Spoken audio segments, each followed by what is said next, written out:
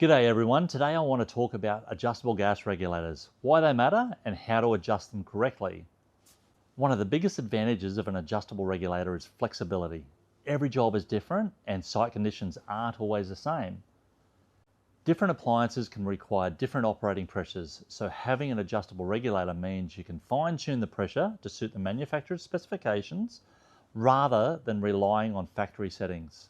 Getting the pressure right isn't just about making the appliance work, it's about getting the best performance, improving efficiency, and most importantly, ensuring it's operating safely. Not everybody might know this, but this is how you should adjust these regulators.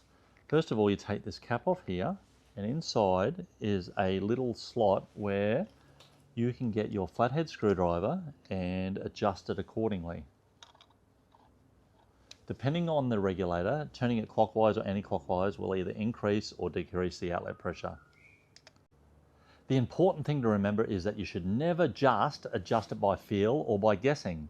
The pressure needs to be measured accurately so you know you're resetting it to the correct operating pressure for that appliance. Always follow the appliance manufacturer's specifications and verify your adjustment with a manometer. Where I find these adjustable regulators really handy is when I'm installing different gas appliances or replacing an existing regulator.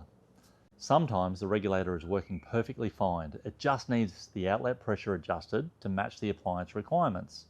Instead of replacing parts unnecessarily, I can simply check the pressure, make the adjustment if required, and confirm everything is operating exactly as it should.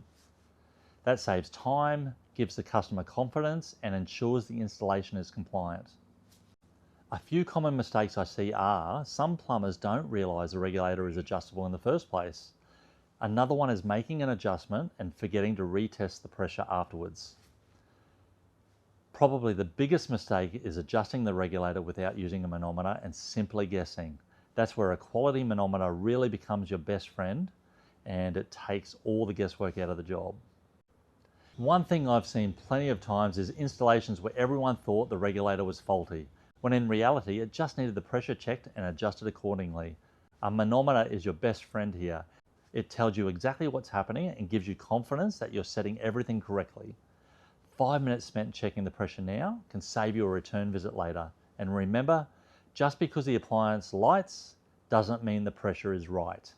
Take the time to check it properly, adjust it accurately, and you'll end up with a safer, better performing installation every time. And finally, always check the manufacturer's specifications before making any adjustments.